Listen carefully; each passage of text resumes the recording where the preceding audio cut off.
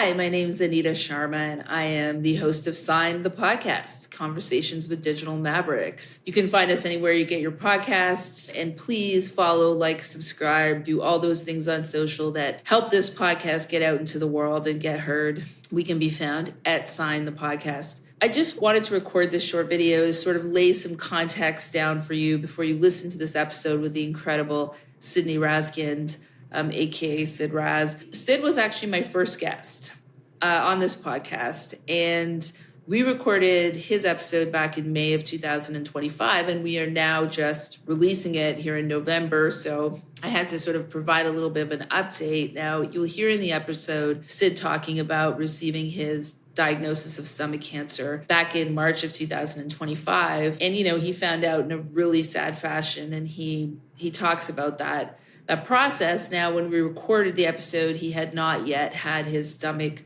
removal surgery, which he ended up having in July of this year, to July of 2025. And thank God it went incredibly well. And today he is cancer-free. So, beyond thrilled to share that news with you.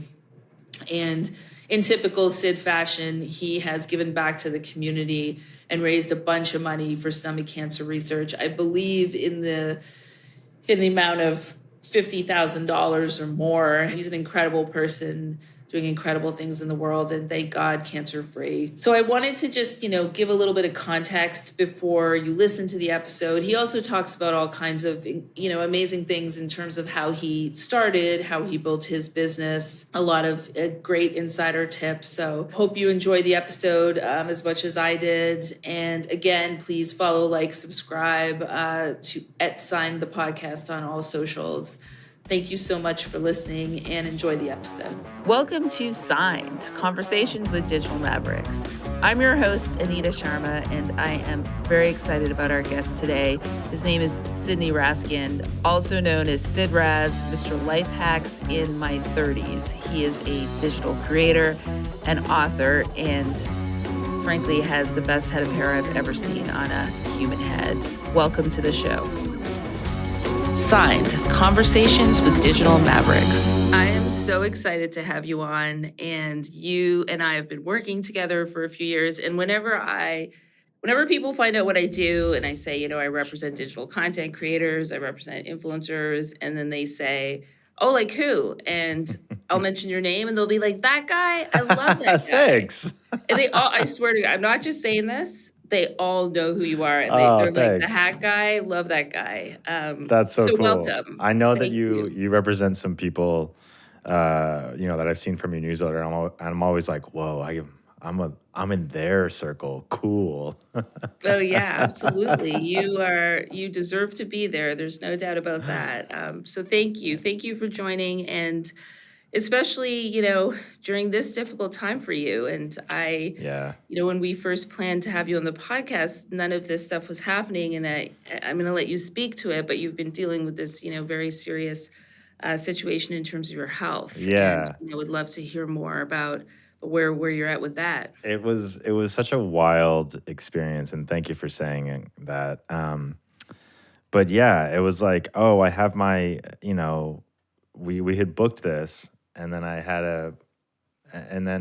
to tell you that, oh, by the way, I might have my stomach removed on the 18th. So I hope that doesn't interfere with our production schedule. Yeah, I was like, oh, come on, Sid, priorities, my friend, come on. Yes. But then I didn't have it out on the 18th because we got some good test results back. But yeah, so for those of you just tuning in, I was diagnosed with stage T1A stomach cancer. About 4 weeks ago now, so pretty much a month ago. And it really just blindsided us, my family and I. And it really just sort of like threw me for a loop and just sort of confused a lot of situations. And the way we found it was because we lost my second daughter in utero at 26 weeks to holoprosencephaly, and we wanted to figure out why she wasn't growing her brain. That's what holoprosencephaly is. And she didn't come back with any genetic abnormalities except for this one, which is CTNNA1, which led me to get a upper endoscopy. They biopsied parts of my stomach, and they found a very small lesion of poorly differentiated cells. I'm learning all of these like cool phrases now and cool like words that I had no idea existed before I had stomach cancer. And then it was kind of like, okay, well, you just you know, the quote easiest form of treatment is complete stomach removal, complete gastrectomy.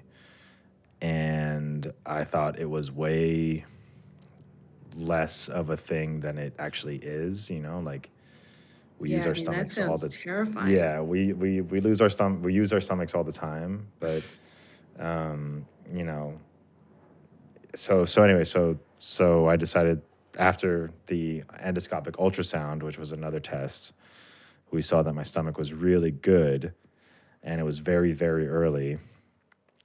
So we had a little bit more time. So we decided to push the surgery to after VidCon, because originally I was, this is a little inside baseball, but the actual reason why I wanted to get the surgery done on April 18th was because my surgeon said you need a month of recovery before you can, like, you know, lift heavy things and do that sort of stuff. When we got the good news about the upper endoscopic ultrasound, you know, we talked to my surgeons, we talked to my care team here at City of Hope in Los Angeles, and we decided that it was safe and okay to move on with surgery later. So I moved it to after VidCon, which is coincidentally, hopefully, after my home renovation is done. So I'll have more bathrooms and more rooms than two Just bedrooms. all the life changes at once. Yeah. So you decided to throw a home reno in there because your life was not complicated enough right now. Anita, I don't know, like, my wife and I do a lot of things at once. And this was actually our breaking point. This was the one that it was like, we can't do this. I'm so sorry. Like, could we just please pause on something? I bet. Yeah. Yeah. Too much rebuilding happening right now. It was just so hopefully the house will be done. You know, we're living in a rental right now, but yeah, it was just sort of like, what the fuck? Like, I don't know if I can curse on this podcast, but I hope I can. Yeah, of course you can. Please do. Please do. Yeah. I am going to play it for my 7-year-old, but she already knows curse words, so she already knows it. I think my 2-year-old was like, I think my wife like slipped on something, and my wife goes, "Jesus fucking Christ!" And then my 2-year-old said it. Yeah, a classic. And then my 2-year-old said it all the way to daycare, and then my wife had to be like, "We can't say that. We can't say that." Yes. Yeah, try living in Brooklyn where people just randomly yell that stuff out on the street. What so, I don't know if it was about Brooklyn. I think it was, but Michael Cera said that his impression of Brooklyn is just someone in the background going, "Hey!" I saw that bit. Yeah, I have a little bit of weird trivia for you, but I lived in the same building in Toronto as Michael Cera. Oh, really? That is a weird Michael Cera connection. But I did see that piece that's so true. It's just randomly dudes yelling that, yes. Just and screaming. Also swear words randomly. So yeah, my children, they've heard it all. It's amazing. That's like, so yeah, so it's just, I don't know, this whole life thing is like completely blindsided us, and we've had like such a crazy year. I mean, it was 7 months ago that I lost my daughter, or 8 months ago, and it's like, yeah, and I'm sorry to hear that. I've been through pregnancy loss myself, so I, you know, when that happened, I could really relate, and I know it's very hard. Yeah, and I'm sorry you had to go through it, but you know, it was one of those like very intense things. Like, we got to deliver her, hold her. Oh, wow. Like, we you know, cremated her, you know, we have her remains, and it was just one of those things where we felt the worst pain possible in order to like exercise it, you know, in order to just like feel normal. And it Yeah, was I really did not hard. have that type of experience, but I'm Yeah. so sorry to hear that. That's heartbreaking. It's And the crazy part is it brings you to this, yeah, exactly. right? Like discovering this early on, um, which is amazing and so ironic and so crazy how life works. But Yeah. it's sort of this, I don't want to say a blessing in disguise. It seems to like not do it justice, but it's life. It's so strange the way it works. Yeah, I mean, one of my friends said that even non-believers would believe in some God because of this, right? Like there's, Right. like there's just too many things that had to line up in order in order for it to be here. And my wife and I, when we lost my daughter Delfina, we had to realize like that was a blip. Like that does not happen. Like this is something that even in the medical community, hadn't seen in 20 years because holoprosencephaly, just like a full holoprosencephaly is crazy. So when that happened, we were like, wow, we're on the bad side of the odds. And then when we got the tests, when we got my test, when we kept going and kept going and kept going, it's bad side of the odds, bad side of the odds, bad side of the odds. And then we got up to, we just caught the thing that was going to kill you. Now we can remove it and hopefully we'll be good. Like more than likely we'll be good. And then you'll live your life. And it's like, oh, so then it just flips to the good side of the odds, which is crazy. I think what's another, bright light in all of this is you being able to share, right? Yes. And I'm sure you're helping. And again, it doesn't make it better and it doesn't make the diagnosis go away, but the fact that you're doing a newsletter now, that you're sharing this with so many people in your audience, and from the last I saw was 11,000 subscribers. I'm sure by the time this airs, it's going to be even more. That's incredible. Yeah, one of the things, thank you for saying that. I do have a newsletter. It's on Beehive now. Sign up, Sidney Raz. Cool. Yeah. Please do. We'll include it in the link. I've been thinking about how to phrase this, the last few weeks. And, I've spent almost 20 years now on the internet trying to be successful, right? And it finally paid off 4 years ago, right? And then I only have been full-time almost 3 years. And in that time, I absorbed a lot of information. I was trying, testing different things out.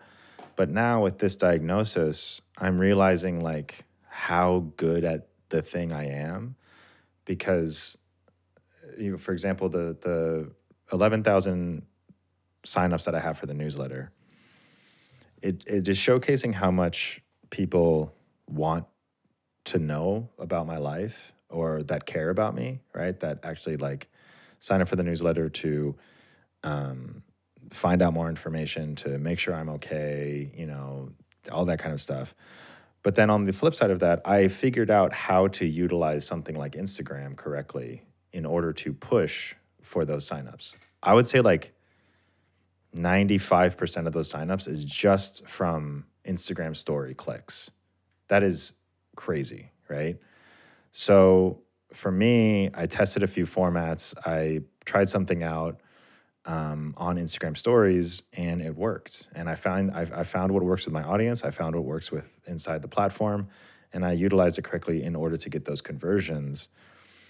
And to me, that was like, oh wow, like I'm really I'm good at what I do, Yeah. and even Which the outside world would see and say, like, I can't believe he doesn't think he's good at what he does, yeah. Well, considering what he's built. But I think I do want to get back to what you were saying about working for 20 years. It's only in the last 4 years you hit, and 3 years ago you became full time, because I think so many people are like, oh, yeah, that they think it's easy. They Yeah. think you create something and success comes overnight, and all of a sudden this massive audience follows. And I try to explain to people, that's not how it works. Like my clients work their asses off. It's a skill set, it's a commitment, it's a full-time job, it's, creating content, forming a team. So yeah, I think, hearing your story is going to be really interesting from, where you started to where you are now, and being able to have, 11,000 signups on your newsletter. And I think the other point, which I'd love to talk more about too, is just like learning things along the way. Yeah.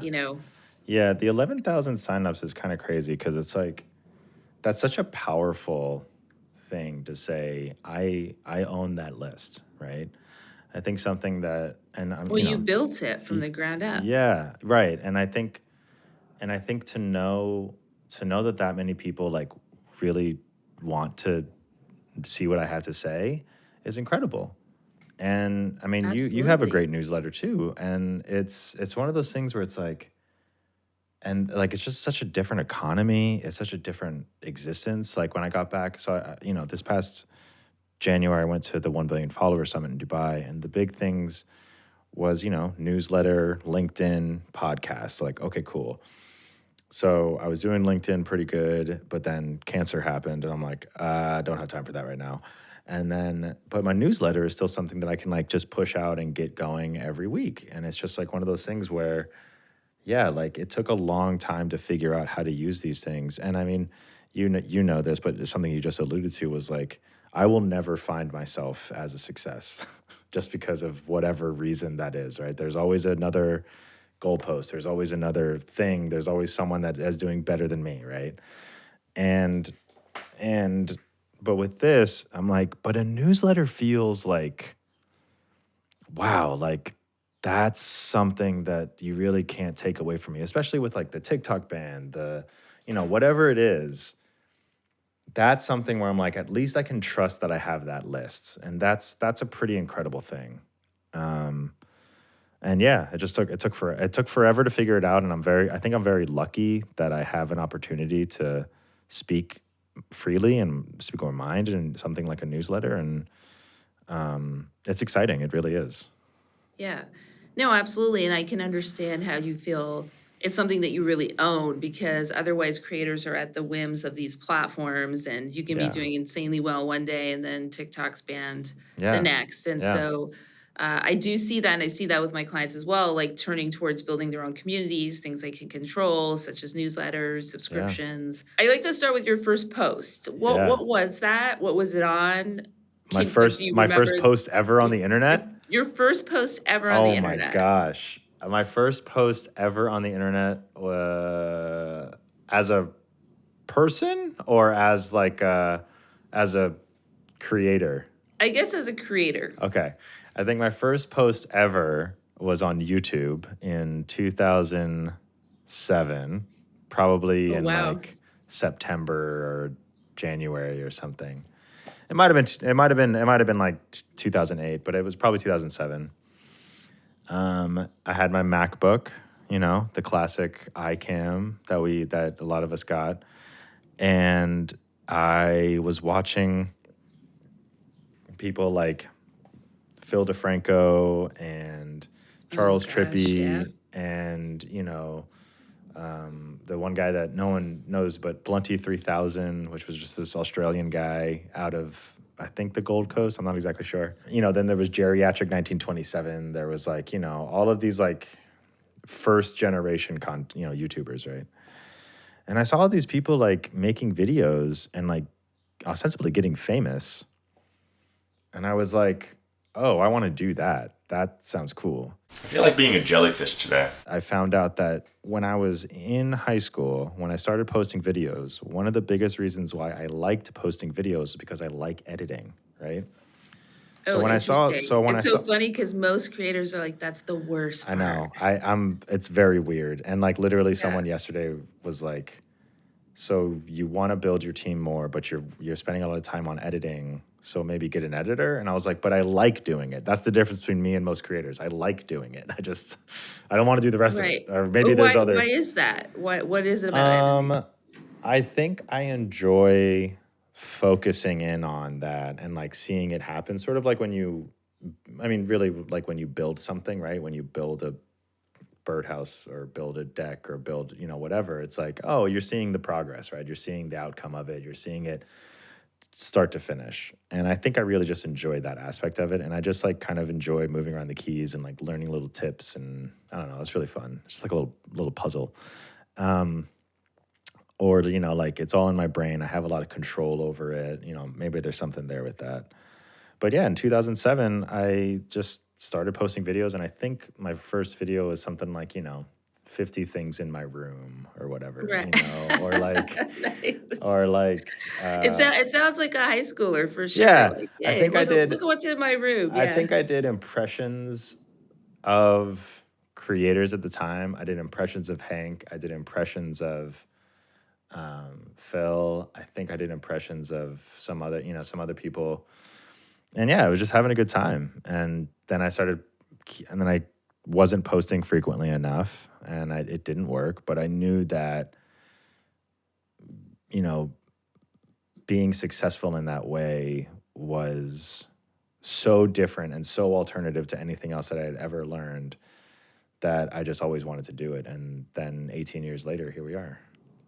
Yeah, that's incredible. And so between that first post and now, there was definitely, Yeah. what I find interesting about your journey is that you worked at media companies. Yeah.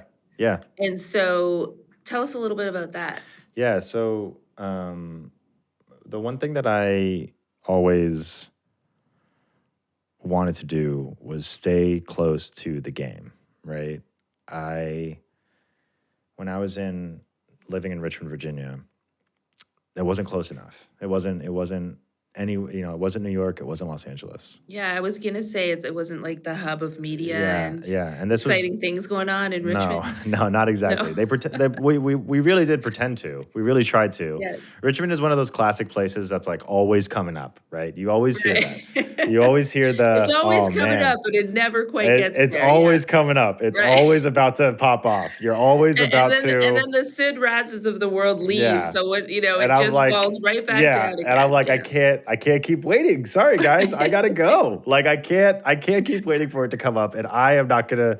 I'm sorry that I do not want to personally build this entire economy Yes. in Richmond. I might now, but I don't think well, I'm. now, Maybe. yeah. Now But- you go back to Richmond, get a key to the city, be done with it. Yeah, exactly. Yeah, I go into the Chili's that I used to work at, and I'm like, yeah, well, I used to be here. But no, so basically, when I was in Richmond, I was making YouTube videos. I was, doing my thing.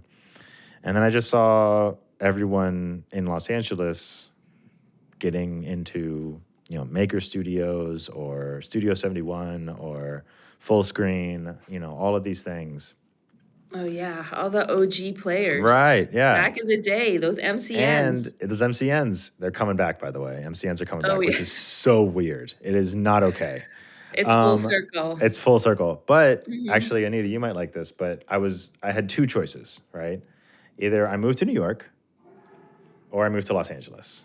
Those are the two options. Los Angeles felt like the place where most of the YouTubers were. But there was this really interesting like New York syndicate where it was like, oh, you go up to New York, you hang out with the city. I don't know. It just sort of felt there was weird. the whole Casey Neistat thing. He Yeah, was exactly. Like the king of New York in that industry, in the creator industry. This was in 2012, and I think Casey was like really just coming up. But I realized also recently the reason I didn't move to New York was because I had an ex-girlfriend in New York, and I was like, I probably shouldn't go to New York and Right. be there. And let's go to LA. Let's go to Los Angeles. Let's see what happens. And now, 13 years later, I have a daughter and a wife and love and life. And There you go. wearing super bright colors, and I have long hair. And it's like, well, I guess I'm a Angelino now. That's right. Like. Well, I'm glad. It sounds like you dodged a bullet. I so did. good. I love New York so Good. much, but I love it so much. But like when you only spend time in Midtown, it's like not Oh, exactly. yeah, that can be soul sucking. Yeah, it's like not for sure. exactly. Like 30 Rock isn't New York, Yes, 30 Rock is not New York for sure. So no, I hear you, but you're welcome here anytime. I actually feel appreciate the it. opposite. So I love LA so much, but I would never want to live there. It's just me personally. Yeah. And my heart's in New York, but I love visiting LA. I love it. Yeah, Los Angeles is fantastic. There's so much to it, but yeah. So what I did was I moved to Los Angeles, and then I was like, all right, I have a background in social media in terms of like interning here or working for my college there, right? and posting YouTube videos. And so then when I moved here, I just went on, I think, entertainment careers and found an internship at React Media or the Fine Bros, back in the day. Right when they were getting their like funding from YouTube to like make bigger things. So I got a internship as a social media intern at Fine Bros. And then I was there for a while. I left. I worked at Google as a Google Glass brand ambassador, right? Okay. Which was wild. Yes. I did that I for a little remember bit. those days when Yeah. YouTube was paying people big bucks to make stuff. I remember all Yeah, that. it was Yeah, that was like Rainn Wilson had a thing. yeah, YouTube Phil Originals. Rhett and Link. Yeah, Yep, exactly. yeah. And Awesomeness TV, that was the big one. Mm-hmm. And, I just knew that as long as I stayed close to it, I would still have some understanding of how it all worked. You were out in LA, so did it ever strike you to be like, I should be in TV or film? Like, quote, traditional, versus this insane creator thing where nobody really knew what was going on and YouTube and. Not really. I think I tried in the sense of like, well, I'm in Los Angeles and like I have a face, so why not try to go on some commercial shoots, right? And I got into a couple commercial shoots that I was cut from. Oh, yeah. I never really went for it. And it was always YouTube. The goal is always YouTube, right? Like that's still my goal. Like I still want to be a YouTuber, even though that's not you don't have to do that anymore. I mean, what's amazing now is that YouTube is what it is now, right? Like back then it was sort of like nobody really knew. It was a lot of cat videos. People were just kind of creating a bunch of random content. And now it's like, it's such a powerhouse. I mean, this is what kids are watching. This is what people watch now, period. Exactly. Exactly. So it's a good thing that you stuck with it because look at you now. Yeah. Well, and that was the kind of thing like just keep going. And the reason why I just wanted to be a YouTuber or wanted to stick near YouTube was like, I know that I can do this, right? Like you kind of, I always think about this quote from Larry David about why he wanted to become a comedian. And he goes, well, I went to a few shows and I thought, I can do that. This asshole can do it. I can do that, right? And every single time, like I worked at React Media for 5 years. It was basically my trade school. So I interned, I left, and I came back and I actually worked there for 5 years. So when I would see these people, YouTubers react, Vine stars react, whatever it was, walk in and out of the studio, every time I would be like, this is not like, why you? This is not right. Like I would that. I would go to VidCon. Actually it was VidCon 1. And I went there, it was at the basement of the Beverly Hilton or something. And I went there and I was watching. It was the basement. Of course it was. Because at that point, they're not going to give you they're not going to get the good ballrooms. You're not going to get, basement. You're not going to get the convention center across the street from Disney. Exactly. But I saw these people up there and I was like, you are not special. Like, I know I can be better than you or you. I know I can do this. And the answers that they were giving, all of these things, I was like, I want to be this because I know I can. And that's what I did. And I just kept at it. And I kept like failing at every platform. I love that. And you know what? I was the same way. Like, I was literally like, who does that lawyer think they are? Like, they're not as smart as I am. Like, absolutely. That can get you far in life, by the way. Like, some people would call it delusion, and that's okay. But that could get you far in life, that attitude, for sure. And like, look where it's got you. Exactly. And when I was in at the Billion Follower Summit in January, I was around this table with a bunch of other amazing people. And one of them asked, so what is your like delusional thing that you think you can do? And everyone was like, I don't know, fight a bear or drive a fast car in NASCAR or something like that. And I was like, I'm doing it. I'm literally doing the delusional thing. Like that's amazing. I love that. I am literally like every single time I really just like sit down and like accept my own reality. I'm like, oh, this is my dream come true. Like I am completely delusional and I did it. Amazing. Like how?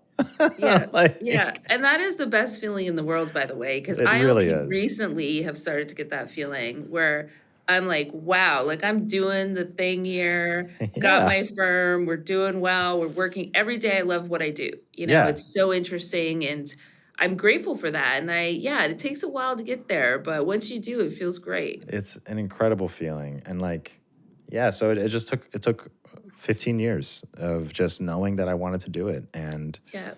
And that's never that's what people stopping. don't see, right? It's Yeah. that whole iceberg thing we always see where it's Yeah. like the part under the water and then that tiny tip Yeah. above. Yeah. Yeah. And I mean, but it was also like the idea of like post on every single platform until something hits. That's basically what happened. So you work at React, you work at Google, you're cutting your teeth, you're seeing these YouTubers, you're like, what is going on here? I could do better than Yeah. that. Yeah. And so at what point do you make that leap from frankly corporate America Yeah. to doing your own thing? Which I do not take for granted, by the way. Corporate America taught me how to reply to an email correctly Sure. and efficiently. Like, I sort of, I don't know how often this happens, but I think of myself as like the best influencer in the game that responds to emails cordially or Your delivers emails assets on are time. I can attest to this. Your emails are impressive. Oh, thank you. Thank Absolutely. you. Well written. You respond quickly. The periods are in the right place, the Right. Like commas, the capitals. Yes. I'm I've never on. seen you respond with just the letter K, and I thank you for that. Yeah, like I'm not. I only recently have been replying with emojis if I'm prompted by the person before, right? Like that's Right. not like I'm not doing that. But You're not leading with the emojis. Got it. right, I'm not leading with the emojis exactly. But yeah, so anyway, so I cut my teeth, I do all this stuff, and I see all these people succeed, and I hate all of them, but I want to be them, and I respect all of them as well if any one of them is listening. But I want to make sure. So basically, what happens in 2019, React or FBE was making all these videos about teens react to TikTok trends or teens react to whatever trend there was. And it was always TikTok. It was always TikTok. I knew at the time that I was like, okay, what I'm going to do is I'm going to post on TikTok every single day. And TikTok was the most, if not the most, incredible place because it allowed the content creator to so incredibly easily become the piece of content, right? Become the meme. Your total personhood was on screen with the image, with the sound, with the trend, whatever. And you could just use the sound. Like it was just there. Like it was incredible. So what I did was I found a sound that I could easily do every single day. And I was like, I'll just do it every day. I'll just do it every day. I'll just get used to the platform because platform. And then I did that for about a year and a half. It was, the sound that I used was starting at like 0 followers, right? Like this is a video for everyone who's not TikTok famous. So if you are, keep scrolling. Beat, what the fuck am I doing wrong? And like, that was it, right? That's amazing. That was the entire sound. And the second you tell people to move along, they want to watch because right. they're like, Well, wait a second, exactly. what's going on here? And especially at the time, and I'm sure still now, so many people are not TikTok famous, but want to be TikTok famous. This is a video for everyone who's not TikTok famous, so if you are, keep scrolling.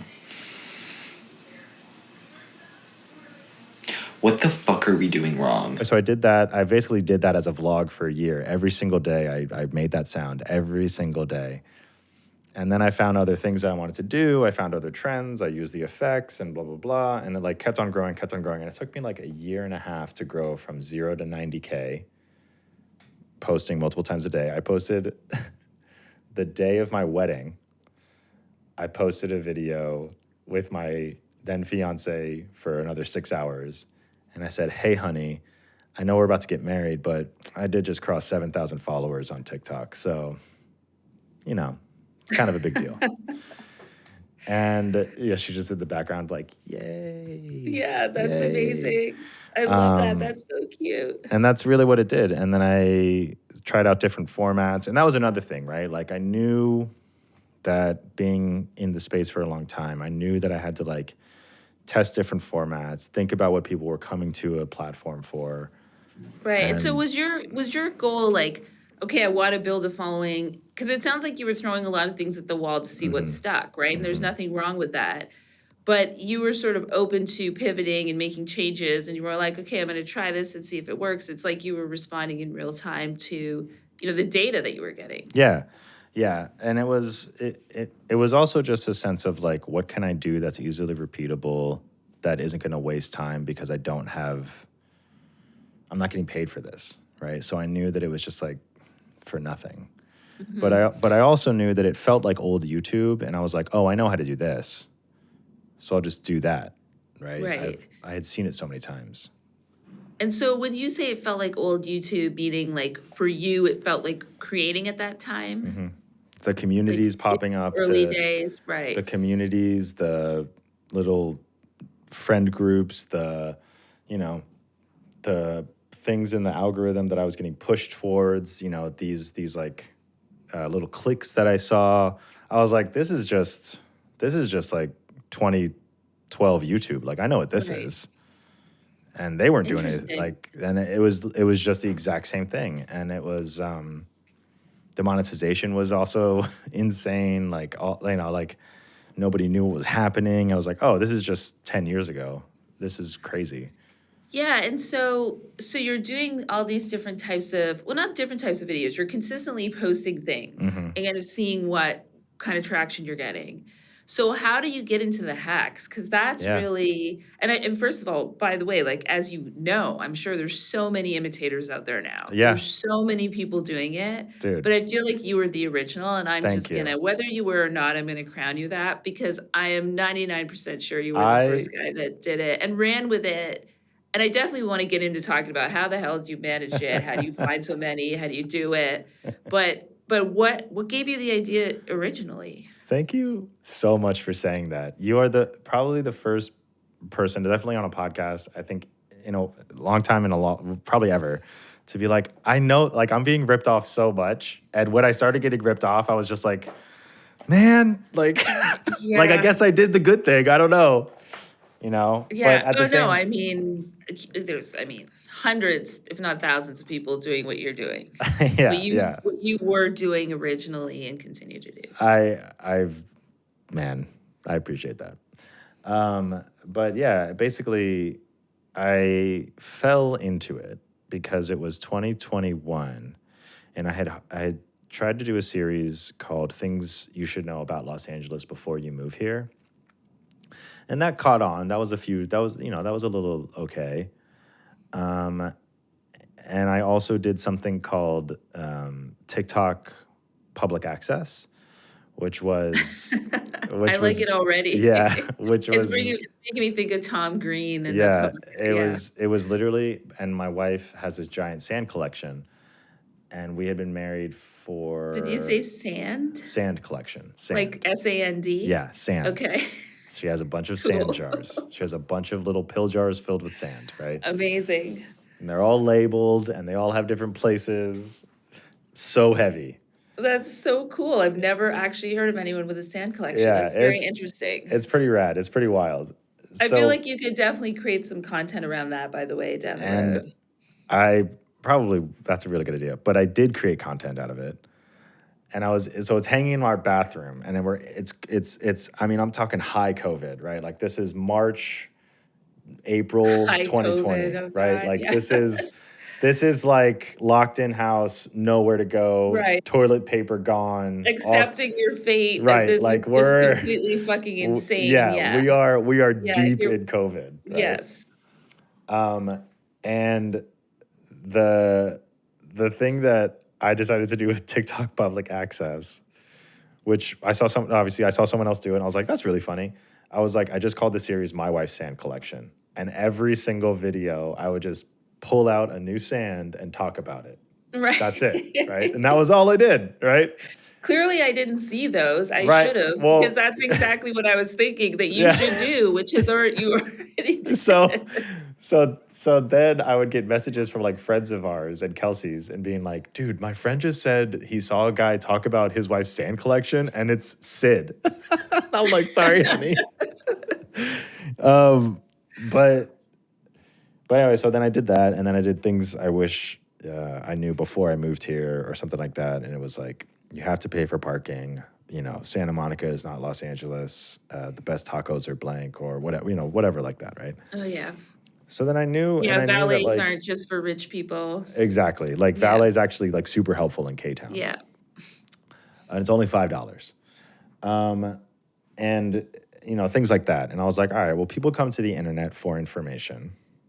They're coming to TikTok for information. There's a shift happening. Fuck it. Why don't I just tell people things I wish I knew before I was in my 30s, which how to use a can opener, or 1 horsepower is not a horse. Right. Or, like it's not that. an actual horse. Right. Like there's no actual horse for 1 horsepower. It's actually like whatever. So like things like that, right? And it was also things that I was like texting my older sister, because my older sister and I have these like moments where we're just like, hey, did you know that we've been using microwaves wrong? And my sister's like, oh my God, I just found that out too, right? And she's like 10 years older than me.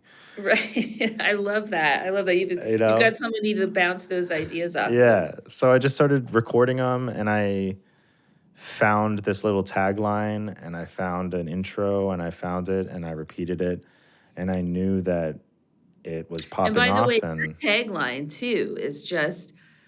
I mean, I'm gonna credit you with this again, but I feel like that you came up with that. I did, yeah. 100%. Like the whole I didn't know until I was in my 30s. Yeah. Because that's so catchy, and like I think people are like can really relate to that, but it also makes it just that much funnier, right? It's like Yeah. I can't believe I didn't know this most basic thing, but kind of basic, but really cool, and Yeah. And also, I'm in my 30s. Like, guys, like, right. I'm in my you 30s. Like, you couldn't have told me that, I don't know, even 10 years. Like, why am I just finding out that you can open up tuna fish this way? Like, guys, like, that's not, I've been eating a lot of tuna fish in my life.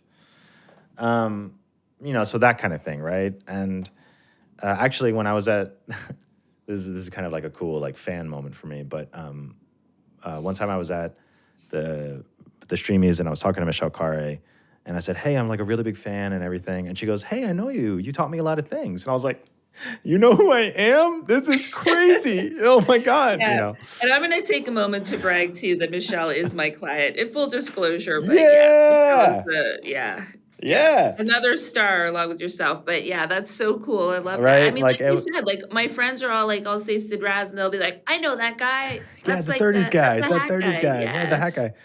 So then I find these hacks and I start doing them, and then TikTok. So how do you find them? Yeah. So, well, at first it was just literally things. I mean, unless this is a trade secret. No, it's not. I've said this many times. I literally, at first it was just actual things that I didn't know and I needed to get out there. Like the can opener one was a big one for me. Mm-hmm. And then after a while. Grapes, by the way, was a big one for me. The grape my shake. My producer and I were talking about this, yes. Especially if you have children. Yeah. It's like, oh my goodness, that changed my life. I know. Grape shake. I know. Yes, that was a big one. And so, yeah, for anyone listening, you take the entire bushel of grapes and you just shake them in the bag, and you don't have to pick them individually. And like, again, for us as parents, just like the amount of fucking grapes that I have to pick. And Exactly. You're telling me Not to mention cut in half. Yeah. Okay. And like, you're telling me that I could just shake them and like cut out one of those processes. Yeah. I'm the terrible parent, by the way, that gives the kid it on the bushel because I just couldn't be bothered. I know. But then I learned the grape shake, but I'm also like, this kid can pull the goddamn grape off the bushel. Yeah, exactly. Like, it's not that much work, for God's sake, but yes. Yeah, that's what. So my 2-year-old would agree with you because I don't let her. Oh, she's so mean. But yeah, so I basically get them, and continue to get them from people send them to me at first, right? Like people started sending them to me. Cool. So you're sourcing them for the and I was audience. like, great, this is audience sourcing. This is incredible. And now I'm just really like served them in my algorithm. And content has shifted into more of like a react format, not necessarily a do format, which is interesting. But it's react then do. But yeah, it was just like things that I actually didn't know, trying out for the first time, and then it became things that people would send me, and now it's things that I see, and the audience and the ecosystem of the internet is so huge that all of the life hackers can react to the same video, and a lot of the audience that sees your video hasn't seen the other people's video, which is just like an insane thing. Right. But once you Yeah, really, that's an interesting point you make. Yeah. Although I do feel like, the more you watch one thing, the more you get fed similar things. Yeah, absolutely. But like, take for example Jordan, right? Jordan the Stallion. If he does a video, the likelihood our audiences may not overlap as much as we think they are, because we're inside that same like cohort, right? Like, Right. Lawyer World knows things about Lawyer World way more than I do. But then I ask you something and I'm the first one to hear about it. But you're like, but we've been talking about that for 4 weeks. What are you talking about? That kind of thing. So that's what happened, right? Like it was very organic in a lot of ways. I knew that I had to catch lightning in a bottle. I just held on for dear life, kept posting. And once I got to 1 million followers on TikTok, I was like, all right, this is what I'm doing. This is my format. I am continuing to do this. Goodbye. And Yeah, here we and are. that's incredible. I mean, that's incredible. And one of the things that I don't want to do on this podcast, and I know that you're not doing that, is talk specific numbers, but it's also like millions of followers. It's just mind blowing. Yeah. We think of like 1 million people. Like, I can't Yeah. even get my head around that. But it's incredible. And so, and you have a book. You Yeah, also right published behind a me. book, which is really That- exciting. that- Let me see. hey. Like, we can't see it. You'll have to pull it over. Ready? That you helped me with. Awesome. You helped me. Yes, we did, and I was very proud of you and very very happy to be a tiny part of that and help you put it out in the world. But that's incredible. Yeah, and I think it's just one of those crazy things that how insane my year was last year, where it actually isn't the most insane thing that happened to me last year, and it was just one of those things where I'm like, oh right, like I published a fucking book. Yeah. What? Yeah, that's huge. It's huge, and it's successful. I mean, I feel like it's doing incredibly well. There you go. I hope so. If you know something I don't, that's cool. Yeah. Well, I mean, I do hear people talking about it, and I do see it out in the world. Yeah, that's true. I mean, so. That's true. That's I mean, nice. people Thank are you. definitely, yeah. I Yeah, mean, I think it's great. It's no small feat. It was a lot of work. I'm very proud of myself for doing it. And it's with a real publisher too, right? Like that was pretty cool. A real publisher, exactly. Yeah. It wasn't the fly-by-night internet publisher where you have to pay them a lot of money. No, this was a real imprint. This is DK. Like I that's mean, a real. that's the big time right Yeah. there. Absolutely. So yeah, so it felt pretty cool to do that for sure. But Yeah, that's amazing. And so at what point did you figure out that you needed a team? Like because I want to talk about just the business part of it for a second. I love talking about the creative and hearing about the journey and the content, but like when did you feel like it became a business? That's a really good question. I think that it became a business when I burned out and I realized that I needed help to fulfill all of the things that I want to do day to day, right?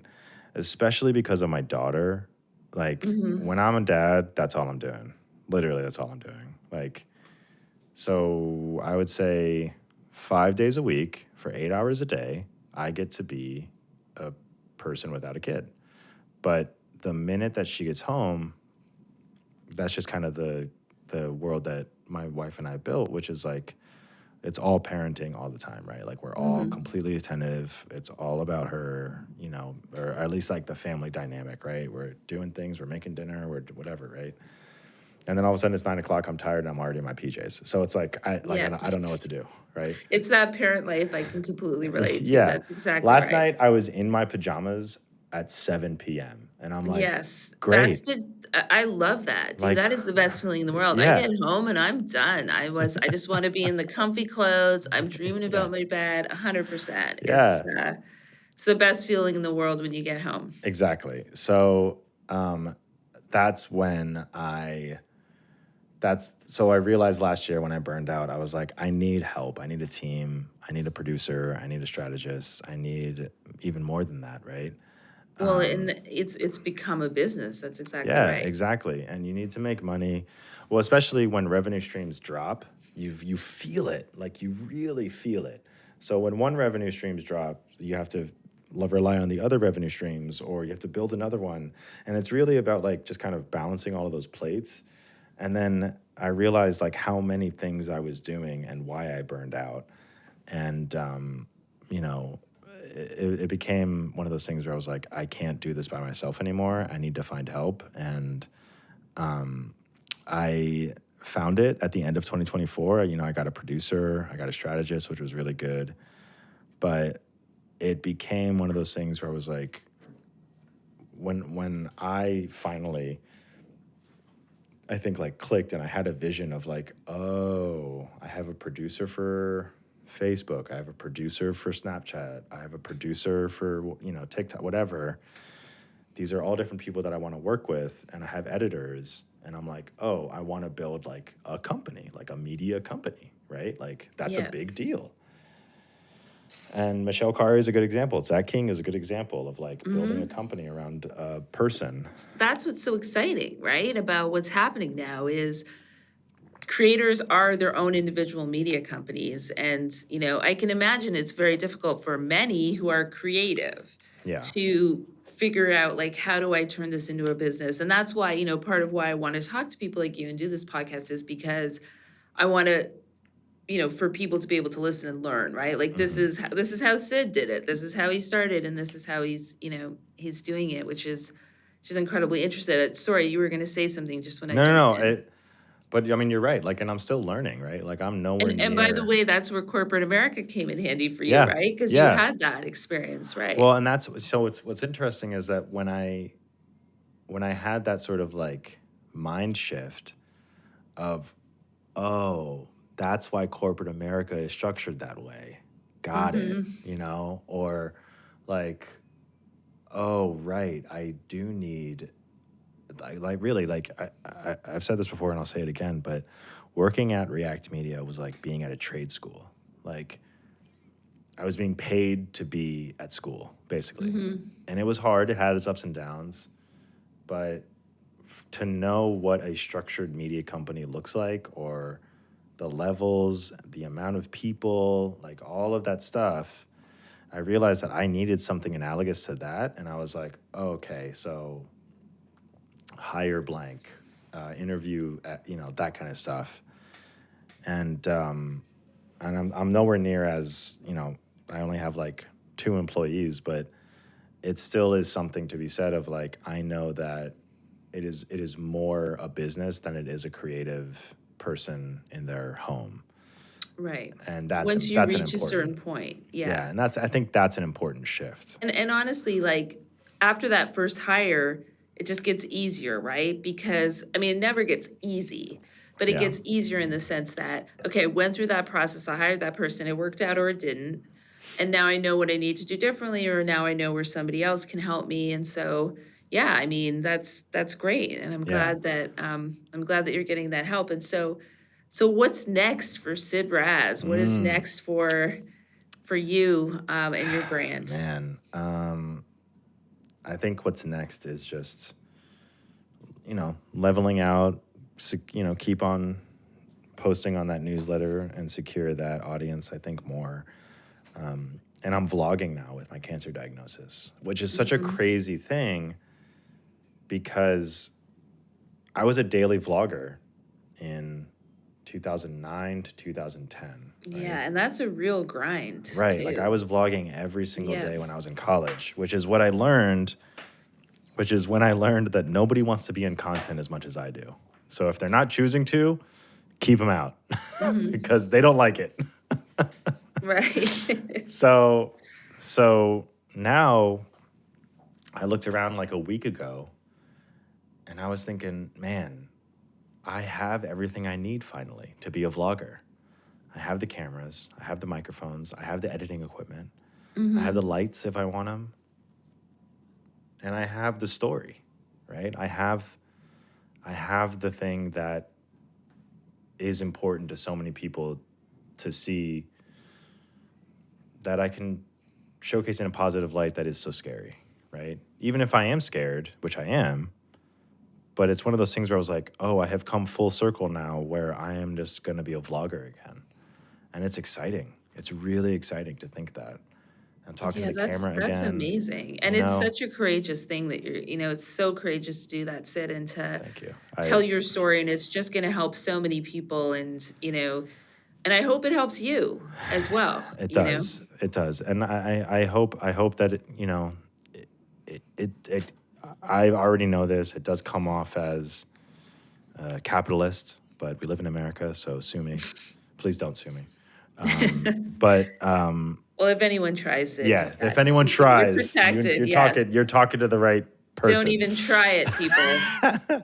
But it's, it's one of those things where it is like a filter for me as well to post about it, to communicate it, for people to see it, for people to connect with it, and for me, like, I said this, on LinkedIn, I said,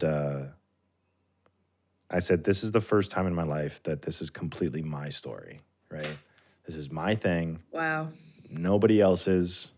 And even with all the loss that I've suffered, my mom, my dad, my stepdad, my father-in-law, my daughter, my second daughter, all of that stuff was shared so completely by other people, but there's nobody else in my existence that can portray this as freely as I can and wants to.